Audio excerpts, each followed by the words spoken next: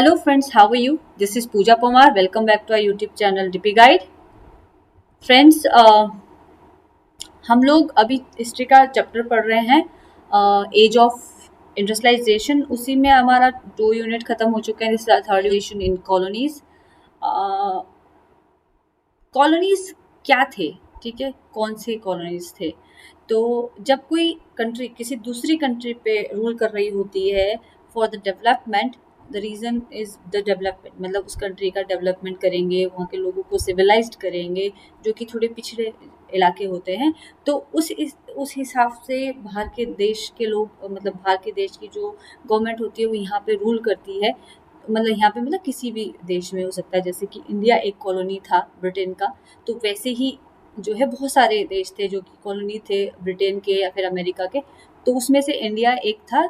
तो industrialisation Britain से यहाँ कैसे आया, यानी यहाँ इंडस्ट्रियलाइजेशन कैसे स्टार्ट हुआ, उसके बारे में हम पढ़ेंगे। और फ्रेंड्स, इस वाले चैप्टर से काफ़ी क्वेश्चंस आते हैं, और खासकर 10th क्लास के लिए मैं बोलूँगी, ये जो इंडिया वाला, जो कॉलोनी वाला जो पॉइंट है, यूनिट है, इससे काफ़ी क्वेश्चंस आते हैं, तो ध्यान से समझिए। और ये आना भी चाहिए, आपको अपनी हिस्ट्री पता होनी चाहिए कि हमारे देश में कैसा था और कैसा हुआ, एंड देन फिर कैसे डेवलप हुआ। ओके, क्योंकि इंडिया जो है वो टेक्सटाइल के मामले में बहुत बहुत रिच रहा है, और पहले से ही एंशियंट टाइम से ही रिच रहा है, और आज भी रिच है। तो उसी के बारे में पढ़ते हैं कि किस तरीके से जो है बाहर के देश यहाँ खिंच के आए थे, तो वही रीज़न क्या था, और फिर यहाँ कैसे इंडस्ट्रियलाइजेशन स्टार्ट हुआ। We are going to learn about this in this chapter. So let us now move to India. हाँ, और कॉलोनी के लिए इसने एक जो हमें जो क्या बोलते हैं, ऑथर ने जो बताया, वो पूरी तरीके से इंडिया के बारे में हमें बताया है कि वो कॉलोनी जो है एग्जाम्पल के रूप में से इंडिया बताया है कि किस तरीके से इंडिया में इंडस्ट्रियलाइजेशन स्टार्ट हुआ। सो इसमें हमारा जो पॉइंट रहेगा वो पूरी तरीके से टेक्सटाइल इंडस्ट्रीज जो है हमारा जो है मेन वो रहेगा, ठीक है। तो let's learn about textile industry in India, ठीक है। So the age of Indian textiles, India में टेक्सटाइल का क्या कंडीशन थी, कैसे डेवलप हुई, क्या क्या चीज़ें थी, वो हम इसमें पढ़ेंगे। So before the age of machine industries, लोग मशीन ब्रिटेन में आई, उससे पहले इंडिया में क्या था, यानी यहाँ पे भी जैसे हमने वहाँ पढ़ा था कि ब्रिटेन में जो है मशीनरी आने से, यानी स्टीम पावर आने से पहले जो है कंट्री साइड में जो है सारा वीविंग वर्क होता था, सारा का सारा जो है जितना भी काम होता था वो कंट्री साइड होता था, वहाँ के वीवर्स करते थे। और शहरों में भी होता था, ऐसा नहीं है, बट जो मेन वीवर्स, जो असली जो जिनको हम कहेंगे क्राफ्ट पर्सन्स थे, वो कंट्री साइड से आते थे। Like same is here in India. Okay, तो before the age of machine industries, silk and cotton, हम क्या देखेंगे, सिल्क एंड कॉटन इम्पॉर्टेंट। हम किस इंडस्ट्री के बारे में पढ़ रहे हैं, कॉटन इंडस्ट्री, यानी कि टेक्सटाइल इंडस्ट्री जिसमें सिल्क और कॉटन इंपॉर्टेंट है। Goods from India dominate the international market in India in textiles, ठीक है। तो हमारा जो इंडिया का जो सिल्क था, सिल्क और कॉटन था, वो पूरे ऑल ओवर जो वर्ल्ड है, इंटरनेशनल जो मार्केट था, उसमें उसकी बहुत डिमांड थी। ओके, तो डिमांड होती है तो फिर हर कोई खिंच के आता है, ठीक है। डिमांड है तो सब लोग जो है चाहते हैं कि हम भी पैसा कमाएं, हम भी पैसा कमाएं, तो वही रीज़न था। और वो ऐसा क्यों था कि इंटरनेशनल मार्केट में हमारी ज़्यादा डिमांड थी, और जगह भी तो कॉटन और सिल्क प्रोड्यूस होता था, but coarser cottons were produced in many countries, but the fine variety often came from India. बहुत सारी जगह कॉटन प्रोड्यूस होता था, सिल्क प्रोड्यूस होता था, but the fine quality of cotton, ठीक है, वो इंडिया में प्रोड्यूस होता था। That's why the demand were high. Okay, the demands were high in the world. American and Persian merchants took the goods from Punjab to Afghanistan, eastern Persia and central Asia, ठीक है। American जो है और Persian जो थे, वो लोग जो है इंडिया से, पंजाब से, अफगानिस्तान से, यहाँ से जो है सिल्क और कॉटन लेके जाते थे, ठीक है। और ईस्टर्न पर्शिया और सेंट्रल एशिया से भी, ठीक है। Bales of fine textile were carried on camel back by the north western frontier, ठीक है।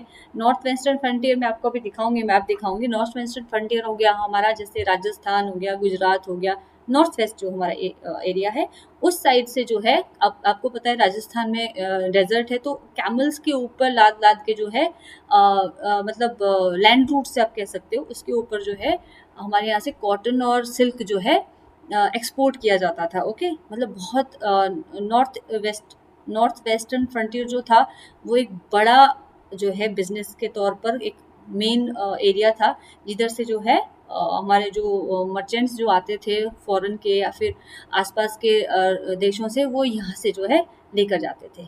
ओके, इस रेट एरिया से नॉर्थ वेस्टर्न फ्रंटियर। ओके, याद रखिएगा आप, नॉर्थ वेस्टर्न फ्रंटियर से लेके जाते थे थ्रू माउंटेन पासेस, ठीक है, माउंटेन के पासेस से, एंड अक्रॉस डेजर्ट, कुछ पहाड़ी रास्ते से जाते थे और कुछ डेजर्ट के रास्ते से जो है, जो जो जिनका रूट होगा उस हिसाब से वो लोग फॉलो करके अपना कैमल्स के ऊपर या घोड़ों के ऊपर लेके जाते थे। ठीक है, और वेरियन सी ट्रेड ऑपरेटेड, और सबसे ज़्यादा ट्रेड जो उस समय होता था वो सी के रूट पे होता था, क्योंकि सी रूट जो है एक तो आप एक साथ ज़्यादा लेके जा सकते हो और टाइम भी कम लगता था सी रूट पे। डेजर्ट वाला मतलब लाइक जो हमारा लैंड रूट है वो बहुत दूर भी पड़ता था, बहुत सारी परेशानियां भी आ जाती थी। हालांकि सी रूट में भी होता था, but sea route is better than the land route. Okay, a variant sea trade operated through the main pre colonial ports. ठीक है, प्री कॉलोनियल मतलब जब तक हमारे देश में ब्रिटेन नहीं आया था, अंग्रेजों का राज नहीं आया था, उससे पहले को क्या कहते हैं, प्री कॉलोनियल इंडिया। ओके, तो उससे पहले भी हमारे देश में जो है बिजनेस बहुत अच्छा चलता था, यानी जो ये इंपोर्ट एक्सपोर्ट होता था इंटरनेशनल मार्केट पे, और हमारे पास पोर्ट्स भी थे। ठीक है, जो सी पोर्ट्स थे जहाँ से कि एक्सपोर्ट किया जाता था माल। और वो इम्पॉर्टेंट ये क्वेश्चन आता है कि ओल्ड प्री कॉलोनियल पोर्ट्स कौन कौन से थे, तो that is Surat in Gujarat. ठीक है, ये क्वेश्चन सीटेट में भी आता है और टीजीटी के लिए भी आ सकता है, आ जाता है, ऑब्वियसली आता है। ठीक है, Surat on the Gujarat coast. ठीक है, ये इम्पोर्टेंट है। So Surat in the Gujarat coast connected India to Gulf and Red Sea port. ठीक है, सूरत जो है वो हमको इंडिया को जो है वो रेड सी और रेड सी से जोड़ता है। ठीक है, तो रेड सी से ही जो है आगे इंटरनेशनल मार्केट का रूट पड़ता है। तो इसी तरीके से जो है ये कनेक्टेड था, और ये एक इम्पॉर्टेंट, इसको कहते हम कहेंगे इम्पॉर्टेंट सी रूट या इम्पॉर्टेंट पोर्ट था प्री कॉलोनियल इंडिया का। ठीक है, फॉर द इंटरनेशनल मार्केट। ठीक है, trade. Masulipatnam on the Coromandel coast and Hooghly in Bengal. अब देखो ये तो था वेस्टर्न वाला, ओके, नॉर्थ वेस्टर्न वाला। अब हम पढ़ेंगे ईस्टर्न वाला, ओके, साउथ ईस्टर्न वाला। तो अभी मैं आपको मैप में दिखाऊंगी, आप पहले इसको पढ़ लेते हैं। तो Masulipatnam on Coromandel coast and Hooghly in Bengal had trade link with south east Asian port. हमने दो एरिया के पढ़ा है, एक हमने पढ़ा नॉर्थ वेस्ट फ्रंटियर और एक हम पढ़ रहे हैं साउथ ईस्ट एशियन पोर्ट्स। ठीक है, दो बहुत इंपॉर्टेंट पोर्ट्स थे ये। सबसे इंपॉर्टेंट पोर्ट था सूरत, इसको आप याद कर लीजिए, क्वेश्चन आएगा कि कौन सा इंपॉर्टेंट पोर्ट था जहाँ से सबसे ज़्यादा जो है एक्सपोर्ट किया जाता था, that is Surat in Gujarat. Okay, so उसके बाद मसूलीपट्टनम आपका एक आ गया पोर्ट, जो कि कहाँ पे है, कोरोमंडल कोस्ट पे है। और तीसरा आपका आ गया Hooghly in Bengal. Okay, these are important. And now on the map of Asia find the, ये आप 10th क्लास के लिए है, आप लोग इसको ध्यान से रखिए, ध्यान से देखिए, मैं आपको मैप दिखा रही हूँ कहाँ कहाँ कौन सी चीज़ें जो है आपको इम्पोर्टेंट थी। सबसे पहला हमने देखा कि like this one I am showing you, just देखिए आप, फर्स्ट मैप देखिए, दिस वन आप देख रहे हैं, ये गुजरात का एरिया है। ठीक है, this is our north west frontier, this one, this is north, this is west, the mid part is north west. ठीक है, यहाँ से हमने पढ़ा था कि इस इलाके से, डेजर्ट के इलाके से जो है हमारे जो मर्चेंट्स आते थे वो कैमल पे उठा उठा के लेके जाते थे। आप लोग देख रहे होंगे कर्सर कहाँ पे है। ठीक है, एंड दिस वन, ये आपका जो है वो सूरत वाला गुजरात वाला पोर्ट है, जो कि हमें किससे जोड़ रहा है, रेड सी आप देख लीजिए, ये इंडिया सेकंड मैप देखिए, दिस इज गुजरात। ठीक है, गुजरात का सी पोर्ट मान लीजिए यहाँ पे आपका। ठीक है, यहाँ से आप आ रहे हैं, this one is the Gulf of Aden and the Red Sea, this is the route. Okay, ये आपका रूट फॉलो किया जाता था, दिस वन लाइक दिस। ये आप देख रहे हैं, यहाँ पे भी देख सकते हैं, this one like this, Iraq की तरफ को, और यहीं से आप देख रहे हैं नीचे की तरफ आपका आ रहा है रूट, इधर की तरफ को आ रहा है, ठीक है, इजिप्ट की तरफ को। ये आपको रेड सी से जोड़ता था, ये वाला रूट, ठीक है, समझ में आ गया होगा। And Masulipatnam is in Karnataka, देख सकते हैं आप यहाँ, दिस इज कर्नाटका। एंड अब इसको मछलीपट्टनम भी कहा जाता है, मसूलीपट्टनम को मछलीपट्टनम भी कहा जाता है, दो नाम है इसके। एंड कोलकाता इज हियर, ठीक है, कोलकाता सबको पता होगा, वैसे मैं बता देती हूँ। The first map, on the first map see this one, this line, this is called, this one is our western south south eastern, sorry, south eastern coast, this one south eastern coast. आपने यहाँ मसूलीपट्टनम है this one, और ये जो है हमको eastern के जो देश थे, जो ईस्टर्न इलाके के जो हमारे कंट्रीज थी, उसके साथ ये बिजनेस के लिए कनेक्टेड थे हम लोग। यहाँ पे आप लोग ये मैप्स को ध्यान से देखिए किस किस तरीके से, जो ये आपका कोलकाता हो गया, यहाँ पे हुगली, हुगली जो पोर्ट था, ठीक है, हुगली रिवर पे जो था पोर्ट, वो यहाँ से हमको जो है दूसरे देशों से जोड़ रहा था, यहाँ से ये वाला जो है, ठीक है, बे ऑफ बंगाल से निकलते हुए ये पोर्ट जो है जोड़ रहा था हमें, तो यहाँ से बिजनेस होता था। ईस्टर्न वाला, सॉरी ईस्टर्न वाला, ये वाला है साउथ ईस्टर्न वाला, और ये हमारा है नॉर्थ वेस्टर्न फ्रंटियर। ओके, ये आपको समझ में आ गया होगा। देखिए रेड सी यहाँ पे है, इसको आप देख लीजिए, इसलिए मैंने दो मैप लगाया ताकि आपको रेड सी से किस तरीके से इंडिया को कनेक्ट होता था ये देख लीजिए, ये वाला। Okay, understood. अब हम पढ़ेंगे आगे। सो a variety of Indian merchants and bankers were involved in this network of export trade. Financing production, अब देखो उस समय जब इंग्लैंड के लोग नहीं थे, यानी कि जब अंग्रेज यहाँ पे नहीं थे, ठीक है, इंग्लिशमैन यहाँ पे नहीं थे, तो फिर बिजनेस कौन करता था? हमारे देश में भी बिजनेसमैन थे, ठीक है, हमारे जो इंडिया के जो बिजनेसमैन थे, मर्चेंट्स थे, बैंकर्स थे, वो उस समय ये ट्रेडिंग का काम करते थे, एक्सपोर्ट वाला, ठीक है। ये लोग इंटरनली मतलब काम करवा के देन ये लोग फाइनली गुड को एक्सपोर्टर तक पहुंचाते थे, मतलब जो लोग अब मर्चेंट्स बाहर से आते थे उन तक ये लोग एक्सपोर्ट करते थे चीज़ों को। So read it now, a variety of Indian merchants and bankers were involve in this network of export trade. Okay, this is called export trade. Okay, इसमें हमारे बहुत सारे ट्रेडर्स जो है मिले, मतलब इन्वॉल्व थे, जो कि इसमें काम कर रहे थे। इनका काम क्या था? Main work financing production. अब देखिए जो वीवर्स थे उनके पास इतना पैसा नहीं था कि वो लोग जो है चीज़ों को अपने आप बना सके, उनको फाइनेंस की जरूरत पड़ती थी। ओके, पहले मतलब आपको रॉ मटेरियल खरीदना है, कच्चा माल खरीदना है, तो उसके लिए आपके पास पैसे चाहिए, तो सबसे पहले ये लोग वीवर्स को फाइनेंस करते थे। ओके, देन कैरिंग गुड्स, ये लोगों का काम था, पहला financing production, then carrying goods, जो रेडी होके जो कपड़ा तैयार होता था या गुड्स जो भी सामान तैयार होता था उसको उठाना, एंड सप्लाइंग एक्सपोर्टर्स, और जो लोग बाहर से आते थे मर्चेंट्स उन तक इसको सप्लाई करना। ये तीन काम इनके इम्पोर्टेंट थे, इसको 10th क्लास के बच्चों ध्यान रखिएगा, और आप लोग जो प्रिपरेशन कर रहे हैं टीजीटी की उनको भी पता होना चाहिए, आगे पढ़ाना भी है और एग्जाम में भी आ सकता है। Okay, supply merchants like linked the port town the inland regions. ठीक है, इन्होंने क्या किया, इनलैंड रीजन जितना कि जहाँ पे मतलब इन्होंने क्या किया, कनेक्शन का काम किया। अब पोर्ट कहाँ था? कोलकाता में, ओके, या फिर सूरत में, लेकिन जो प्रोडक्शन हो रहा था वो ऑल ओवर इंडिया हो रहा था। तो ऑल ओवर इंडिया को इसने मतलब जहाँ जहाँ प्रोडक्शन होता, लाइक एक सिंपल सा एक गांव ले लेते हैं, एक सिंपल से विलेज में हो रहा है, तो उस विलेज को इन्होंने उस पोर्ट तक कनेक्शन दे दिया, यानी कि इनके पास ऑर्डर दिया, इन्होंने बनाया सब कुछ, और इन्होंने इससे लेके इसको फाइनली जो है तैयार गुड को पोर्ट तक पहुंचाया, और पोर्ट पे जो है वो लोग उसको मर्चेंट्स को सप्लाई करते थे। ओके, इनका काम समझ में आ गया।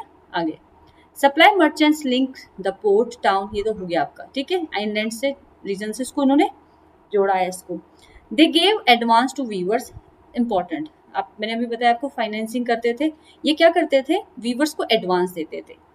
ठीक है, जैसे कि होता है जब आप किसी को ऑर्डर देते तो you have to give them some advance. Okay, तो वैसे ही ये लोग एडवांस देते थे।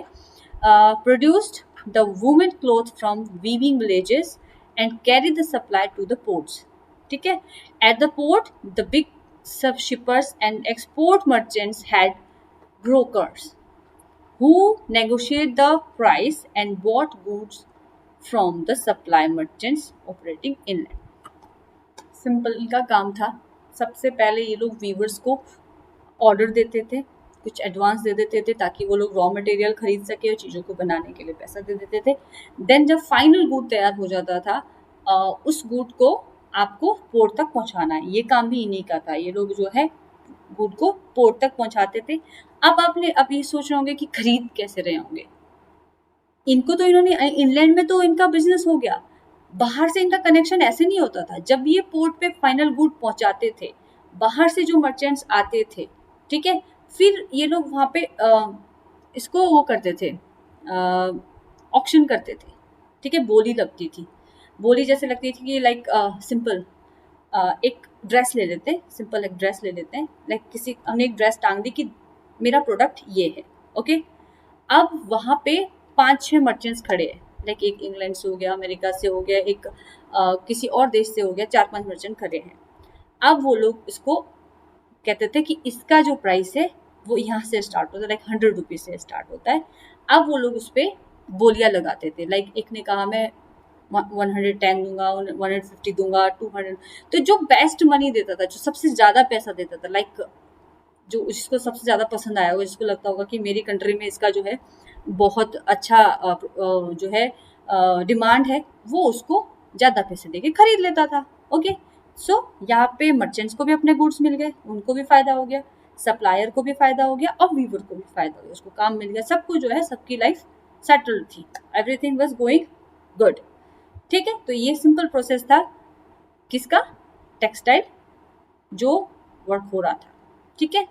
But there is a dramatic change in this system. By the 1750, this network controlled by Indian merchants was breaking down.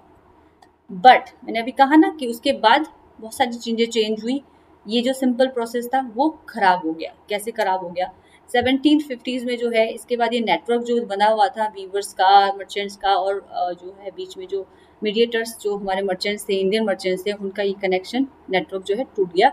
मतलब बिल्कुल ब्रेकडाउन नहीं हुआ, बट स्लो डाउन हो गया आफ्टर 1750, यानी कि 18th सेंचुरी में, ओके। वाई, क्यों ब्रेकडाउन हुआ, ये हम यहाँ देखेंगे। The European companies gradually gained power.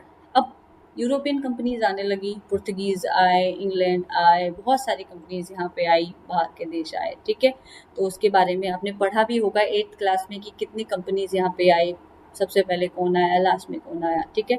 तो जैसे ब्रिटेन आए, वैसे ही बहुत सारी कंपनीज यहाँ पे आई थी, पुर्तगीज भी आए थे, ठीक है। तो उसके बारे में हम 8 में पढ़ चुके हैं, यहाँ पे उसको डिस्कस नहीं करते, बहुत टाइम लग जाएगा। यहाँ हम पढ़ेंगे कि यूरोपियन कंपनीज में से मेन जो जिसने यहाँ पे स्टैब्लिशमेंट किया उसको हम पढ़ेंगे, लाइक इंग्लैंड, जो कि हमारी ब्रिटिश ईस्ट इंडिया कंपनी थी, वो वाला। The European companies gradually gained power, first securing a variety of occasions from local courts, concession from local courts, okay। तो सबसे पहले यूरोपियंस ने क्या किया, क्योंकि विदाउट परमिशन आप बिजनेस नहीं कर सकते किसी भी कंट्री में, you have to take permissions, और उसके बाद फिर आपको जो है उनके जो रूल्स होते हैं उसके हिसाब से आपको काम करना होता है, उसके हिसाब से आपको बिजनेस करना होता है।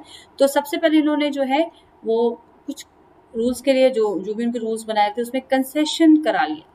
कंसेशन समझते हो ना, कुछ छूट करवा ली, ठीक है। जैसे कि मान लो कि बहुत ज़्यादा टैक्सेस होंगे, ठीक है, जो जब वो यहाँ से बिजनेस करने आते थे यहाँ पे, तो हमारे लोकल कोर्ट में था, जो उस समय तो ऐसा कोर्ट था नहीं कि सुप्रीम कोर्ट था, उस समय तो राजा थे, ठीक है। हमारा जो मोनार्ची सिस्टम था वो चलता था, तो जो लोकल राजा होता था, जो उस एरिया का, जिस एरिया में बिजनेस करने आए, उससे वो लोग परमिशन ले लेते थे, थोड़ा बहुत उसको गिफ्ट दे के जो है कंसेशन ले लेते थे कि हमें थोड़ा सा परसेंटेज थोड़ा डाउन कर दो, लाइक 10% है तो 5% कर दो, इस तरीके से कंसेशन वो लोग ले लेते थे। जो कि जैसे कि टैक्सेस लगते हैं, टैक्सेस सबसे ज़्यादा भारी पड़ते हैं, तो टैक्सेस में भी कंसेशन ले लेते थे, थोड़ा अपने मतलब पावर्स बढ़वा लेते थे, जो कि बिल्कुल उनके हाथ में नहीं थी, तो बाद में थोड़ा बहुत पावर उनके हाथ में लगी। इसी तरीके से तो बाहर की कंट्री हमारे कंट्री में एंटर हुई, क्योंकि हमारे लोकल जो राजा थे या फिर किंग्स थे, उन्होंने क्या किया, अपने फ़ायदे के लिए जो है उनको जो है एक्सेस देते रहे, और वो इसी तरीके से हमारे घरों में घुसते चले गए। Then the monopoly rights to trade, ठीक है। This results in a decline of old port of Surat and Hooghly through which local merchants had operated. अब क्या हुआ, जब इन लोगों ने कंसेशन ले लिए तो जो हमारे ओल्ड पोर्ट थे, मैंने क्या कहा था, दो इंपॉर्टेंट पोर्ट थे, एक तो सूरत का इंपॉर्टेंट पोर्ट था जो सबसे पुराना था, और हुगली वाला, ये बहुत इंपॉर्टेंट पोर्ट थे। ये जो है क्या हो गए, यहाँ से जो है ऑपरेशन बहुत कम हो गया, और जो हमारे लोकल मर्चेंट्स थे उनके हाथ से काम चला गया, क्योंकि उनके हाथ में अब उतना पावर नहीं रही, क्योंकि बाहर के जो मर्चेंट्स थे उन लोगों ने जो है बिजनेस मतलब लालच दे दिया होगा ऑब्वियसली, तभी कुछ चीज़ें खराब होती हैं। तो इस तरीके से जो है ये दोनों पोर्ट्स जो है यहाँ से जो एक्सपोर्ट होता था वो बहुत कम हो गया। Okay, export from these ports fail dramatically, बहुत ड्रामेटिकल था, मतलब बहुत तेजी से गिर गया। The credit that had financed the earlier trade began drying up and local bankers slowly went bankrupt. जो हमारे बैंकर्स थे, जो हमारे ट्रेडर्स थे, वो बैंकरप्ट होने लग गए थे, मतलब दिवालिया बोलते हैं ना जिसको, जिसमें कि आप अपने लोन्स नहीं चुका पा रहे हैं, जो अपने पैसा लिया है वो आप लौटा नहीं पा रहे, क्योंकि आपके पास काम ही नहीं है। उनके पास काम खत्म हो गया था, काम ही नहीं था उनका काम किसी और ने ले लिया। तो इस तरीके से उन लोगों को बहुत लॉस हुआ, जो हमारे लोकल यानी जो हमारे अपने जो यहाँ के बैंकर्स थे, ओके, इंडियन बैंकर्स जिसको हम बोल सकते हैं, या फिर इंडियन मर्चेंट्स बोल सकते हैं। In the last years of 17th century, 17th century का जो लास्ट का टाइम था, the gross value of trade that pass through Surat has been 16 millions, मतलब जो सूरत से जो ट्रेड होता था लगभग 16 मिलियंस का होता था। ये 17th सेंचुरी के लास्ट की बात है, लाइक 1690s या 1695 ऐसे करके जो रहा होगा एरिया टाइम पीरियड। उस समय जो है इसका जो एक एवरेज निकाला था वो 16 मिलियन के आसपास जो है यहाँ से बिजनेस होता था। बट वही बिजनेस बाय 1740, ठीक है, 18th सेंचुरी के जो लास्ट मिड का जो टाइम था 1740, इस टाइम पे ये गिरकर स्टैम्पल्ड द 3 मिलियंस, लाइक 16 मिलियन से सीधा 3 मिलियन पे आ गया।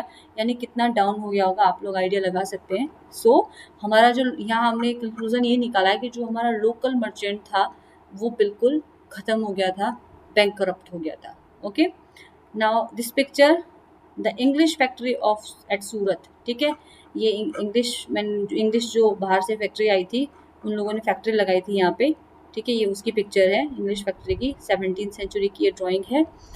इससे आप लगा सकते हैं कि उन लोगों ने किस तरीके से हमारे घरों में एंटर मारना शुरू किया, छोटे छोटे को, मतलब उन्होंने कोस्ट से स्टार्ट किया, किनारों से हमारे घरों के अंदर घुसना शुरू किया, और बाद में सीधा दिल्ली पे आके बैठ गए, ठीक है। So while Surat and Hooghly decayed, Bombay and Calcutta grew. अब दो पिछले इंपॉर्टेंट पोर्ट थे, इंपॉर्टेंट क्वेश्चन है, पिछले दो कौन से थे, प्री कॉलोनियल वाले, Surat and Hooghly, and new port after, मतलब जब इंग्लिश फैक्ट्रीज यहाँ लगी उसके बाद जो दो इम्पॉर्टेंट पोर्ट बनाए वो थे बॉम्बे एंड कलकत्ता। ओके, ये बहुत इंपॉर्टेंट है, ये इंग्लिश फैक्ट्रीज के आने के बाद का है, और ये हमारा प्री कॉलोनियल वाला है, ये इंपॉर्टेंट है, इसको आप बिल्कुल रट लीजिए, दिमाग में रख लीजिए हमेशा के लिए। This shift from old port to new ones was an indicator of the growth of colonial power. अब यहाँ से बिजनेस, सूरत से बिजनेस बॉम्बे चला गया, सूरत नीचे बॉम्बे है, ठीक है, एंड हुगली से कलकत्ता चला गया। ओके, तो ये सिंपल सा ये समझ में आ गया कि किस तरीके से जो है वो कॉलोनियल पावर यहाँ पे बढ़ने लगी।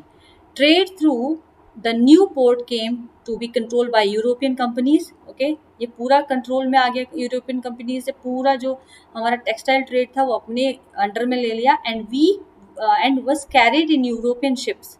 ये लोग जो है इसको यूरोपियन शिप से बाहर भेजने लगे। While many of the old trading houses collapsed, those that wanted to survive had to now operate within a network shaped by European trading companies. पिछला network finished, collapsed, new network, अगर किसी को अपना business बचाना था, अगर कोई डूबना नहीं चाहता था, तो they have to follow the rule of the European companies, they have to carry on with them. Okay, उनके साथ ही चलना, अगर आपको अपना बचाना है तो उनके साथ चलना पड़ेगा, अदरवाइज आपका खत्म हो जाएगा, ठीक है, सिंपल। आई होप आप लोगों को समझ में आ गया होगा। सो जो लोग पुराने हैं please stay with us and जो लोग नए जुड़े हैं, जो लोग नए देख रहे हैं, please subscribe our channel and thank you.